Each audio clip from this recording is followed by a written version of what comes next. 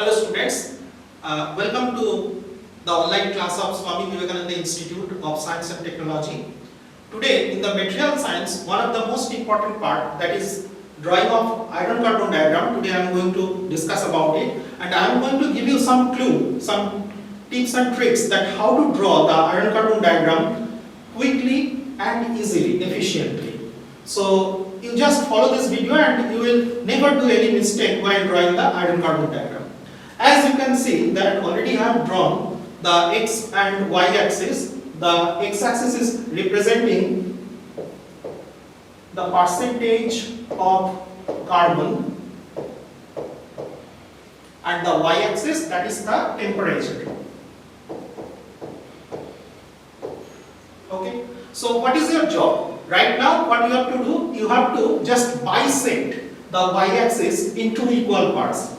Suppose this is 0 degree, this is 700, and this is 1400. Your job is half done actually. And what you have to do, what is the maximum amount of carbon that can be dissolved in iron? You know that it is 6.67%. Forget about that 0.67%. Right now, this is 6% of carbon. Just let us consider. Now what you have to do, bisect it. Okay, so this is 3, this is 3. Now once again you have to make equal sections of each individual part into 3 components. For example, this is 1%, this is 2%, this is 3%, and similarly 4, 5 and 6% of carbon. Simple, isn't it? So what you have to do next, you have to remember some of the points, some of the lines and some of the regions in which the different phases that will appear. In this video, we are going to discuss about how to draw, and in the next video, how to interpret the iron carbon diagram. So let us start. So first we have to do that, we have to focus on this particular point, that is 1400 degrees centigrade. Okay.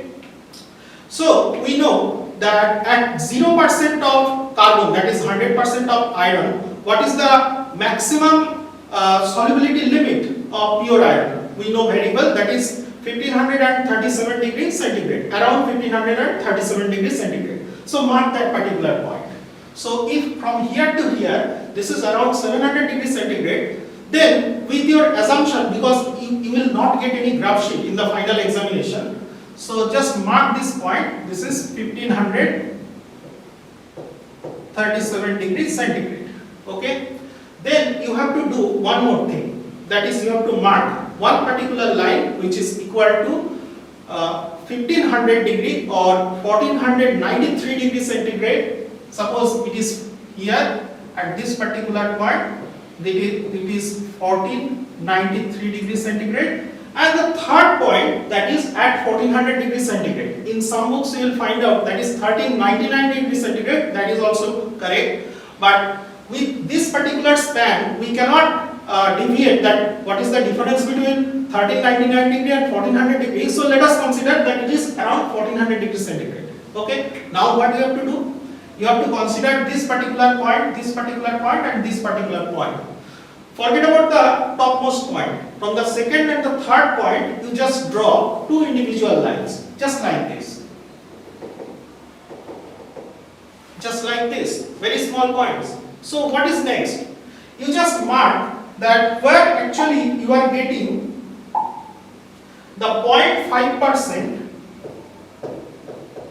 of carbon line, and just go above in this way and mark this particular point. Okay, so this is 0.5% carbon and 1493 degrees centigrade. Now you connect them just like this. Okay, you got your first particular line, and this is one important point. Remember, over here, what is the temperature? That is equal to 1493 degrees centigrade. What is the percentage of carbon? That is 0.5% of carbon. Remember this particular point. This is very important. Second, from this 1537 degrees centigrade, you have to come to another point which is around 0.16% of carbon. So where it is? It will come around this particular point. Okay. Now you mark this point and connect them. Now you see, you got one triangular section. Can you see this triangular section? How does it look like? Can you identify this triangular section over here? This is a triangular section. So this triangular section will give you one pure phase, which is called as delta iron. This triangular section, which is generated over here, inside that there is actually delta iron. Okay. Now you mark another particular point on this same 1493 degree line at around 0.25% of carbon. Around 0.25% of carbon. Mark it. Okay.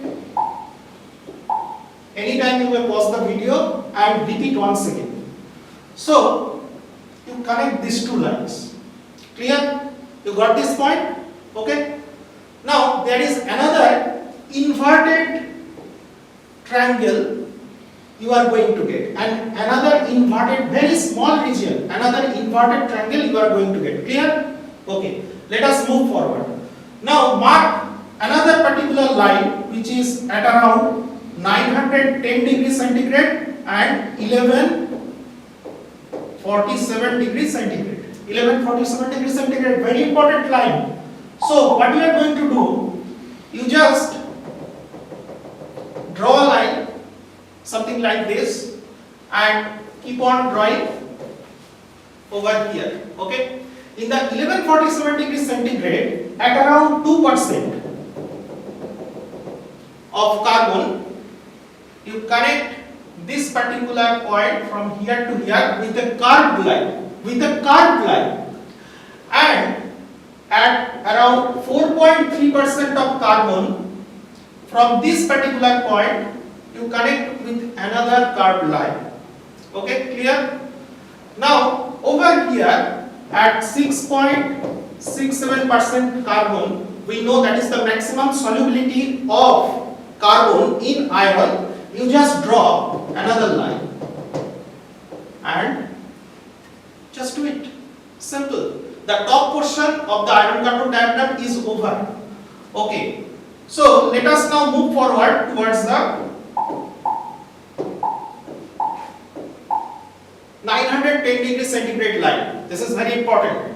So from 910 degree centigrade line, before we proceed, we have to mark the recrystallization temperature of iron carbon system. Okay, so what is the recrystallization temperature? We know it is 727 degrees centigrade. So where it 727 degrees centigrade, this line is giving you the temperature 727 degrees centigrade, whereas it was 1147 degrees centigrade. These two lines are very important. Remember this. So at 910 degrees centigrade, from here and around 0.8% of carbon, in some books you will find out 0.786% of carbon, that is also true, but we consider that is 0.8% carbon on an average for commercial application. You just consider 0.8. So from 0.8% carbon, 910 degrees centigrade, you just connect them, okay, by this line, and again from this particular point you connect them. Anywhere you find that I am making some hurry, you can pause the video, repeat it once again, you will understand. Okay, let us continue. Okay, so after that, is it over? No, there is a very small part that is left also. First thing, on this recrystallization temperature line, that is 727 degrees centigrade, which is also known as A1 line. This is also known as A1 line. We just do one thing, that we have to draw a small line. It is a curved line, something like this, which is indicating this percentage of carbon, which is indicating around 0.0 0.02% of carbon. Very narrow space. Maybe it is not up to scale, but because I have got some space limitation, if you can draw it like that, then it will be accepted in your final examination copy also. And we have to draw or keep on continue drawing with a small curved line. Maybe I will try to draw in this way, and at room temperature condition or up to 0 degree centigrade condition, it will reach up to the x-axis line over here. So what is the percentage of carbon when it touches the x-axis? That is also a very narrow percentage of carbon, that is 0.002% of carbon. Okay, so what we are getting over here, this entire space which I have drawn over here, this entire space is filled up with austenite or gamma phase. It is one of the pure phase. And above this line, curved line, this is another pure phase, that is liquid or L. And then above this particular narrow space which I have drawn, I can redraw it for your help, which looks somewhat like this. Then it is another pure phase, that is alpha ferrite phase. Okay? Anything else? Yes. There is one particular part, this particular line, which is pure cementite or Fe3C, which we will find. So this is how an iron carbon diagram can be drawn.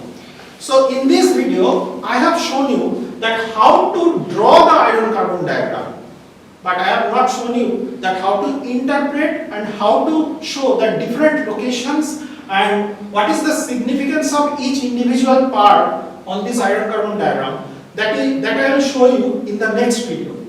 Thank you. Have a nice day.